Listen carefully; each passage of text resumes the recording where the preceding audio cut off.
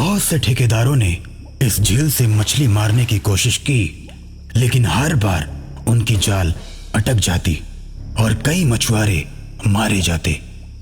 तब से इस झील का नाम भूतिया झील पड़ गया।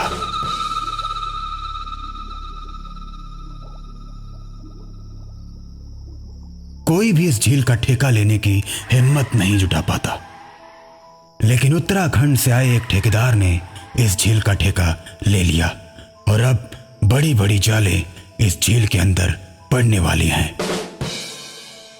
झील का ठेका होते ही आसपास के लोगों में बात होने लगती है।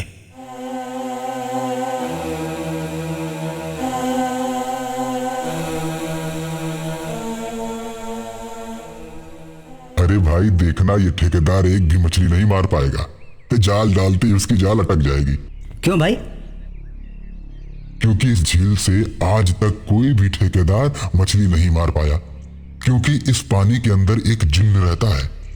अरे वाह, तब तो खूब मजा आएगा देखने में। ये बातें करते करते दोनों आदमी वहां से चले जाते हैं।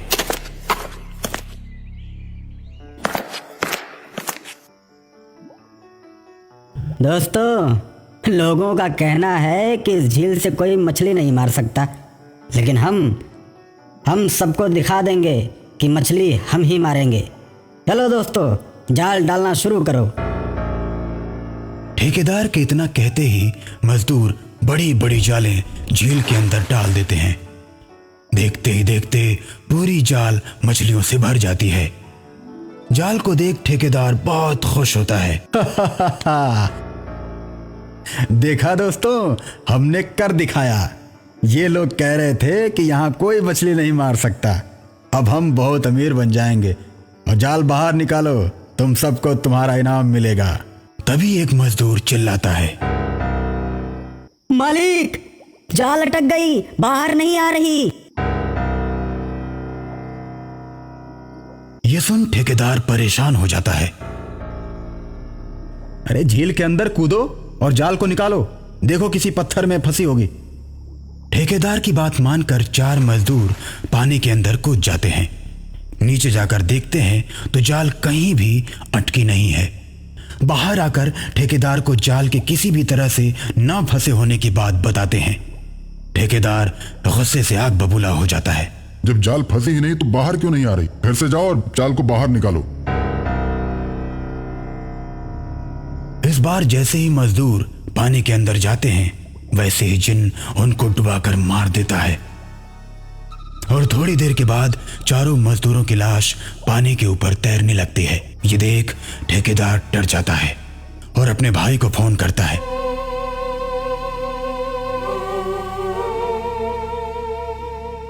भाई, जल्दी से तांत्रिक बाबा को ये सारी बात बताकर उन्हें जल्दी से लेकर आओ। यहाँ जरूर किसी न किसी भूत का साया है जो जाल को रोक के रखा है। ठेकेदार का भाई तांत्रिक को लेकर आता है। तांत्रिक झील के किनारे बैठकर ध्यान लगाता है और थोड़ी देर ध्यान लगाने के बाद उठता है तो ठेकेदार से कहता है, ये कोई छोटा मोटा भूत नहीं है, ये जिन्न है, जिन्न। ये इतनी आसानी से नहीं मानने वाला। मैं हवन शुरू करता हूं और तुम लोग जाल डालो पानी में।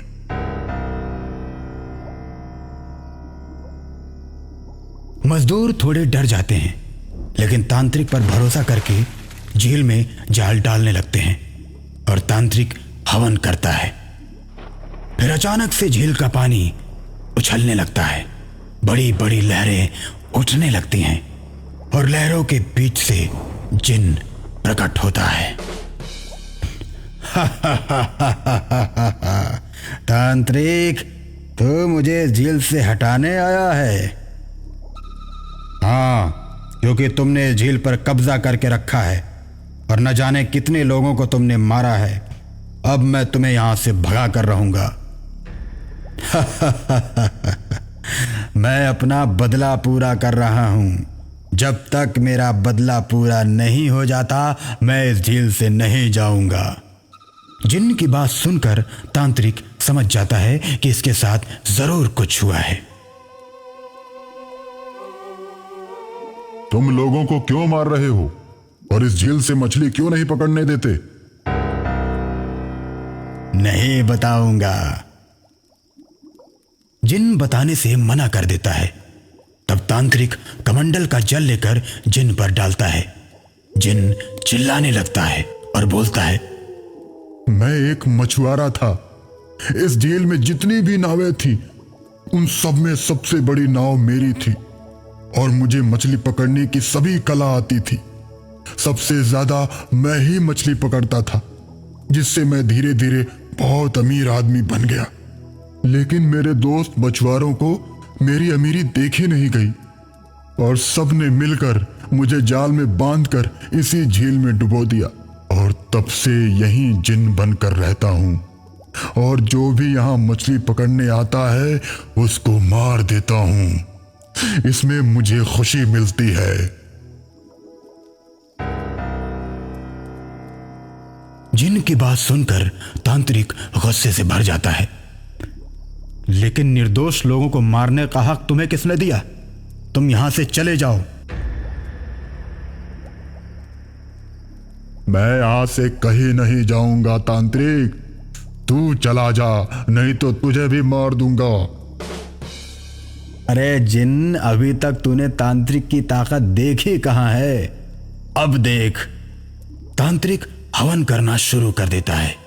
हवन कुंड से आग की लपटें इतनी तेज उड़ती हैं कि जिन को अपनी ओर खींचकर हवन कुंड के अंदर जलाकर राख कर देती हैं।